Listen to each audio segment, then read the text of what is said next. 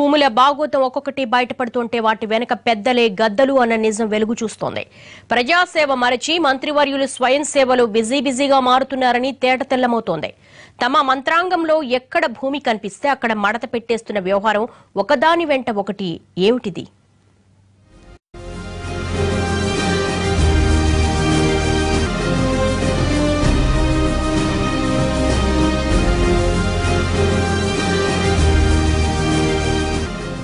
వెదిరి estates పేరు గొప్పగా కనిపిస్తున్న ఈ కంపెనీ ఇతర వివరాల కోసం నెట్లోకి చూస్తే ఏమీ కనిపించదు సరికదా.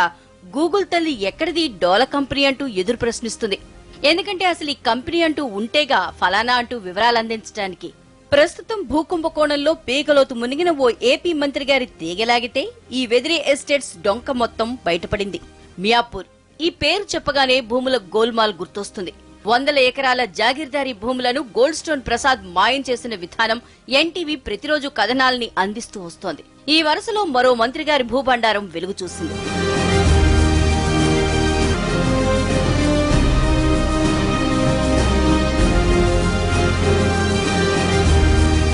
శేర్లింగంపల్లి నియోజకవర్గంలోని హఫీజ్పేటలోని ఈ భూమిని పాయిగా వారసుల నుంచి HAL employees cooperative housing society 1981-82 మధ్యకాలంలో 80 ఎకరాల్ని కొనుగోలు చేసింది.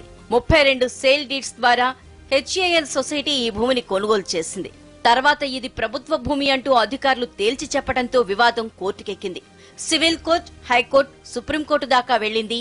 Survey number 77. ఈ వివాదంలో సుప్రీం ఓ తీర్పు కూడా ఇచ్చింది.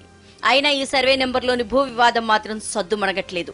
రిజిస్ట్రేషన్ రికార్డులు, రెవెన్యూ ఆర్ఓఆర్ మ్యూటేషన్ రికార్డులలో పలు మార్పులు చేర్పులు చోటు చేసుకున్నా అధికారులు మాత్రం తమ పని తమదే అంటున్నారు. మంత్రి గారు మాయలో పడి కొట్టుకుపోతున్నారు.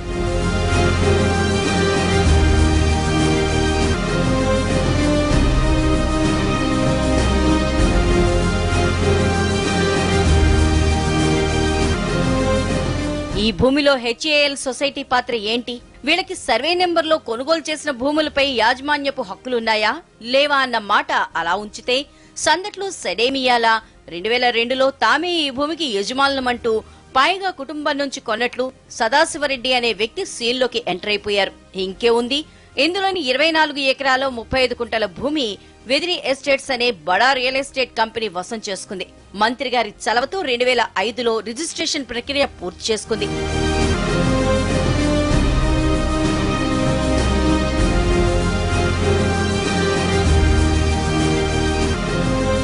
తెలంగాణ ప్రభుత్వ రెవెన్యూ రికార్డుల ప్రకారం సర్వే నెంబర్ 77లోని 127 ఎకరాలు ప్రభుత్వ భూమిగా స్పష్టంగా తెలుస్తోంది.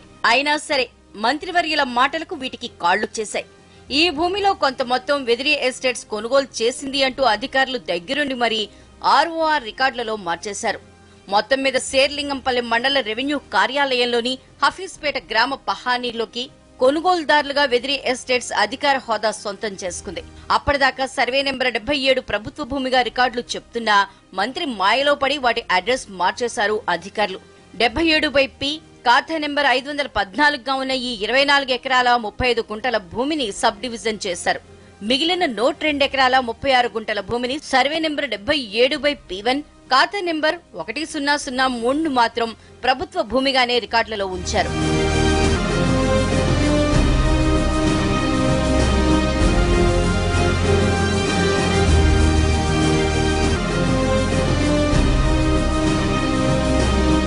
వెదిరి ఎస్టేట్స్ ప్రైవేట్ లిమిటెడ్ ఈ భూమిని ఎవరి నుంచి కొన్నారు, ఎలా కొన్నారు, రిజిస్టర్డ్ డాక్యుమెంట్లకు వ్యాలిడిటీ ఉందా లేదా అనేది అంతు చిక్కటం లేదు. ప్రభుత్వ భూమిగా రికార్డులు చూపుతుంటే రెవెన్యూ అధికారులు మ్యూటేషన్ ఎలా చేశారనేది ప్రశ్న. మంత్రి గారి మొహమాటానికి లోబడి ఇంతగా ప్రభుత్వ భూములను ప్రైవేట్ వ్యక్తుల పరం చేస్తారా అనేది చర్చనీయాంశమైంది. వెదిరి ఎస్టేట్స్ ప్రైవేట్ లిమిటెడ్ ఈ భూమిని చేజిక్కించుకోవటం వెనక రాజకీయ పెద్దలున్నారనేది బహిరంగ రహస్యం. ఏపీ గవర్నమెంట్ లో అత్యంత కీలక స్థానంలో ఉన్న ఒక నేత వెదిరి ఎస్టేట్స్ డైరెక్టర్ గా కొనసాగుతున్నట్లు తెలుస్తోంది. ఈ భూముల రిజిస్ట్రేషన్ వెనక చక్రం తిప్పిన ఈ లీడర్ ఏపీ గవర్నమెంట్ లో కీలక శాఖకు మంత్రి. ఇదే సర్వే నెంబర్లో 102 ఎకరాలు ప్రభుత్వ భూమిగా రికార్డులలో ఉంటే 24 ఎకరాలను మాత్రం ప్రైవేట్ వ్యక్తులు ఎలా అమ్మగలిగారు? ఒకవేళ కోర్టు తీర్పులు వీళ్లకు అనుకూలమైతే రికార్డులు ఎందుకిలా ఉన్నాయి? రిజిస్ట్రేషన్ తర్వాత మ్యూటేషన్ ప్రక్రియ పూర్తి చేసి పాస్ పుస్తకం, టైటిల్ డీడ్ మంజూరు చేయడం ఎలా సాధ్యమైంది? దీనంతటికీ మంత్రి గారి భూమాయలే అసలు కారణమని తెలుస్తోంది.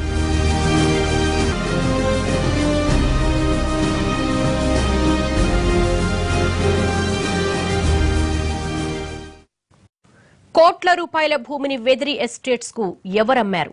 అమ్మిన వ్యక్తులకు ఆ భూమి ఎలా వచ్చింది? రెవెన్యూ అధికారులు ఏ రికార్డులు చూసి ఆర్ఓఆర్ రికార్డులో మార్పులు చేశారు? ఇంతకీ వెదిరి ఎస్టేట్స్ కు భూమి అమ్మిన వ్యక్తి రిజిస్ట్రేషన్ చేసే నాటికి బతికే ఉన్నాడా? ఈ భూముల రిజిస్ట్రేషన్ పై ఆరా తీసిన ఎన్టీవీకి ఆసక్తికర విషయాలు తెలిసాయి. 2004 ఏప్రిల్ 4న వెదిరి ఎస్టేట్స్ ప్రైవేట్ లిమిటెడ్ కు సర్వే నెంబర్ 77లోని 24 ఎకరాల 35 గుంటల భూమి రిజిస్టర్ అయింది. 2005 జూన్ 10న వెదిరి ఎస్టేట్స్ పేరుపై టైటిల్ డీడ్ మంజూరైంది. ఈ భూమిని వెదిరి ఎస్టేట్స్ కు రిజిస్ట్రేషన్ చేసిన వ్యక్తి పుత్తి సదాశివరెడ్డి. ఇతని నుంచే తాము భూమి కొన్నట్లుగా రెవెన్యూ రికార్డుల మార్పుకు వెదిరి ఎస్టేట్స్ దరఖాస్తు చేసుకుంది. గ్రేటర్ హైదరాబాద్ మున్సిపల్ కార్పొరేషన్ కు చెందిన కాచిగూడ హిందూ శ్మశాన వాటికలో పుత్తి సదాశివరెడ్డి 2004 ఆగస్టు 16న చనిపోయినట్లు రికార్డులు స్పష్టంగా చెప్తున్నాయి.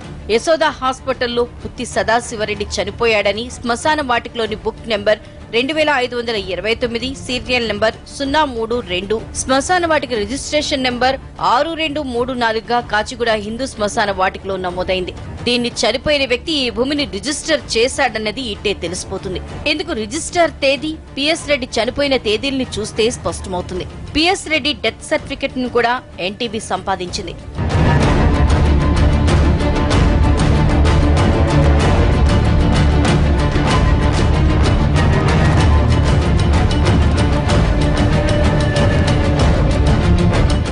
వాస్తవానికి రిజిస్ట్రేషన్ సమయంలో ఆర్ఓఆర్ రికార్డుల మార్పు చేర్పుల సమయంలో అమ్మిన వ్యక్తి, కొన్న వ్యక్తి ఇద్దరు ఉంటేనే చేస్తారు.